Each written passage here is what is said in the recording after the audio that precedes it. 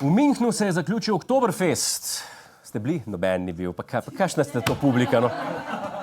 Praznik ljubiteljev piva, deklet v narodnih nošah in česarkoli pač ta dva počneta. Čeprav se Nemci na veselicah obnašajo bistveno drugače, se enako kot Slovenci obnašajo vsaj na poti domov. So pa v bavarski prestolnici policisti ujeli rekordno število opitih voznikov, skoraj 800 takšnih, od tega več kot polovico na električnih skirojih. Električni skiroj je po novem očitno uradno prevozno sredstvo pijanih Nemcev. Če je šlo tako naprej, bodo Nemci z električnimi skiroji povzročili več smrti kot tanki. Poleg alkohola pa obiskovalci Oktoberfesta v svoje želodce spustijo tudi znatno količino malce manj tekočih hranil. Obiskovalci so pospravili 29 telet in kar 129 volov. Sliši se ogromno, a je malenkost v primerjavi s številom prodanih pečenih piščancev. Lačni obiskovalci jih vsako leto pojedo več kot 500 000. Oktoberfest je odličen praznik, če si ljubitelj piva in mal manj odličen, če si piščanc.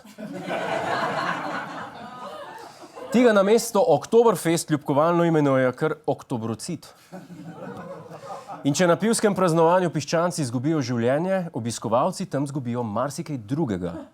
Med najdenimi predmeti so se znašli tudi proteza, otroški voziček, kuhinjsko sito in 6000 evrov gotovine. Okej.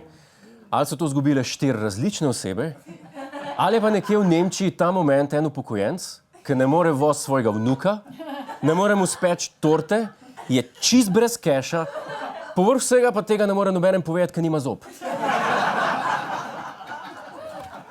Ta teden pa ne praznujejo samo v Nemčiji, ampak tudi v Rusiji. Ruski predsednik Vladimir Putin je namreč dopolnil 67 let, kar je tudi proslavil z družino in prijatelji. Ob tem so že ponoči objavili novega v vrsti zanj tako značilnih mačo posnetkov, ko skupaj z ruskim obrambnim ministrom v Sibiriji nabirata gobe. Aha! Zgleda se pri 67 definicija biti mačo malo spremeni, ne?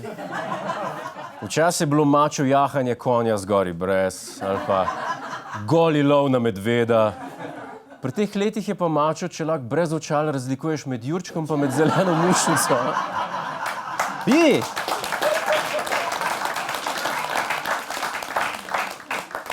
Pa slušaj, si ziher, da ta jurček? Bom dal novinarju zaprobat. Novinar pridi. In kaj še sta predsednik Putin in ruski obrambni minister počela na rojstnodnevnem izletu? Povzpela sta se tudi na 2000 metrov visoko goro, od koder sta opazovala 3000 kilometrov dolgo reko Jenisej. Malo sta šla sama v gore. Lepo. Zgleda je Putin vseeno bil občasno brez oblek, ampak je tokrat fotografije obdržal za lastno rabo. Hej, to je naš YouTube kanal, klikni na ta gumb in se naroči, da boš na tekočem. Polajkaj pa nas tudi na Facebooku in na Twitterju, pa na ulici, pa na kakšnem javnem WC-ju.